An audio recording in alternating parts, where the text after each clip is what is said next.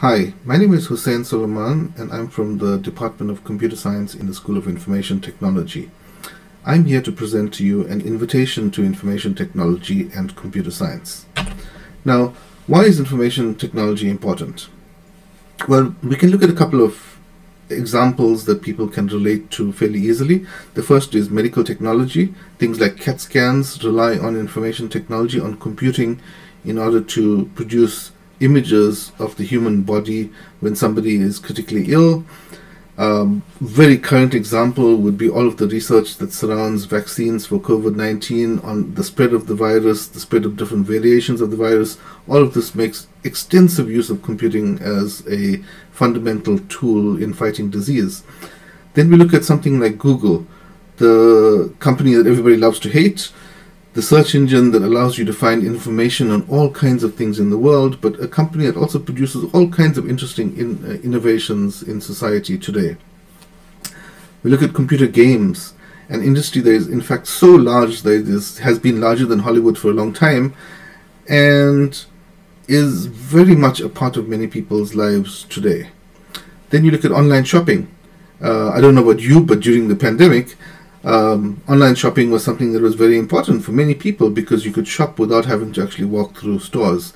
These are all things that we actually have embedded in our lives already, and in some cases we kind of take them for granted. But what's coming next? So what does IT look like in the future world? Well, the thing that's not too far away, and these examples are not far-fetched. The first is self-driving cars. There are already parts of the world where there are self-driving vehicles, and it's only a matter of time before this becomes commonplace once we figure out all of the kinks in how to deal with the fact that people are the problem in the equation, not actually the technology. Then you have robotic surgery. This is something that is remarkable, where a surgeon could be in one country and a robot could be performing the surgery somewhere else, so that you can get the expertise shared across the world. Virtual reality, it's a big thing today. The ability to transport yourself into a completely different world, which can be used for all kinds of things, entertainment, education, etc. The thing at the bottom of my slide here, artificial intelligence, this is the buzzword of the last 5 years. Everybody thinks artificial intelligence is going to change the world. We think that we are going to have machines taking over because they can reason like human beings can reason. Well, actually they can't, but they can do a lot of things incredibly well and much better than we could do even 5 or 10 years ago. So there's a lot of information technology in this future that we are heading towards. Why should you study information technology? Well, you should study this because you want to change the world, right? There's a lot of things that you can do. In fact, if you think of people who have changed the world recently, a lot of them have done this because of information technology. You want to be happy. Now, this may seem like a bit of a strange reason to study IT, but people who work in the area of IT are some of the most satisfied people in their jobs. They know that this is going to be a satisfying job. It's going to be something where they're doing something they love to do and they're going to make a difference in the world, and they're going to get paid for it. So there's no typical job stress like people have in other jobs. You can be excited. If you get into the field of IT, this is a place where there is lots and lots of excitement. And so if you want to be excited about the things that you do, IT is the place. Job security and stability, well, is this going away? It's not going away anytime soon. Obviously, it's going to be around for a very long time. We can't really predict that this is going to be the most exciting thing for the next 50 years, as it was for the last 50 years. However, it's more likely that this is going to be exciting for the next period of time than most other disciplines that are out there in the world. There are lots of growth opportunities, so if you want to get into a field that you know is expanding, that's actually changing rapidly in all kinds of different ways, this is the place to be. You can make money. We all know that many of the richest people in the world made their money in IT, and are still making their money in IT. Of course, some of them are famous as well. You can study further. You could teach. You could be like me. And you could make other contributions to knowledge by doing postgraduate studies. So there's a lot of places that you can go. And lastly, even if you're not studying IT, you can complement something else that you are studying with some IT, a lot of IT, a little IT. but something like that. I found the slide about the best jobs in the United States for 2020. And if you read through the list, it says front-end engineer, Java developer, data scientist, product manager, DevOps engineer, data engineer, software engineer. The 8th best job in the United States last year was speech-language pathologist. The first 7 require a degree in computer science. Now, unless you're studying speech-language pathology, I think you have no chance of getting one of the top 10 jobs in the US in 2020, unless you do computer science. So what does an IT graduate do?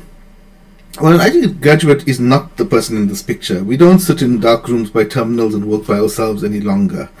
Life has changed. This is a very large discipline. We do a lot of learning by doing. There's an incredible variety in the different things that you can do within the discipline. There's a lot of working with people. This is something that you may not associate with IT, but there's a lot of working with people. And this is a large part of the discipline today, and a large part of the discipline is also about entrepreneurship. So we want people to be entrepreneurs. We want them to go out there and invent new things and set up new companies and change the way that people are working in various other disciplines. So there isn't really one career or one degree that you get if you study something like computer science, because you can actually go out there and do a whole lot of different things, some of which were listed on the previous slide. So I'm saying IT and computer science. We normally like to think of IT as being something a bit broader, especially in South Africa, and there are different branches of this larger discipline. And at UCT, the branches of the larger discipline that are within the School of IT are computer science and information systems.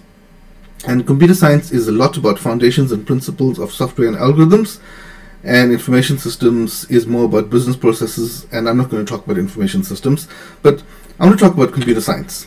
So if you want to study computer science at UCT within the School of IT, it is a subject that's offered in the Department of Computer Science. It's in the science faculty, but it turns out that the offerings in computer science go across multiple faculties at the university. So you can actually study a business science degree in the commerce faculty, which is offered by the computer science department.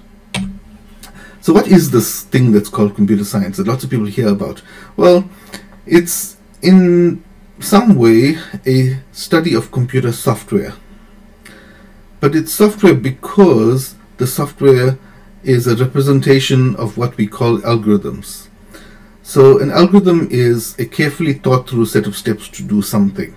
And computer science is the study of those particular algorithms. And coupled with algorithms, it's also the study of abstractions and efficiency. And we look a lot at the theoretical foundations of computation. Now, this is very different from what you might call coding. Coding is where you just learn the practical application and that's it. Computer science invents coding. So we need to step back and think about this from a bit of a theoretical perspective. When you do a computer science degree, what you learn about is principles of computation. You learn how to make machines do complex things. And this is a very general statement. You can make any machine do anything that's complex if you know how to devise an algorithm for it. Specifically, we learn how to program a computer. We teach a lot about what current technology exists and how you go about using it.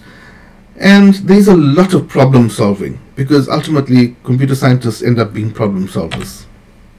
So the curriculum in some detail. In first year, we teach people programming.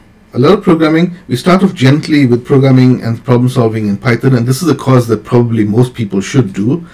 And then we go on to Java, where you learn about writing slightly larger programs. In the second year, you deal with increasing amounts of data and how to deal with it, as well as elements of the actual computer hardware. And then when you get to third year, you learn about how the computer itself works, and you learn about how to build advanced software solutions, which is what we do in advanced software engineering. When you go on to do honors in computer science, which is a second degree, except if you're doing business science, then it's part of the 4-year degree. There are advanced topics as well as an introduction to research in computer science. So why do computer science at UCT? And I know some people think that there are options you could study this anywhere else. Well, our degree is accredited by the British Computer Society. What that means is that we have an international group of people who come to UCT once every N years, and checks to see that what we are teaching is in line with international standards. I would argue we are the highest ranked computer science department in the country. There are probably lots of different ways in which you can measure this. By many of those measures, we would be the highest in the country. We are innovative in how we teach.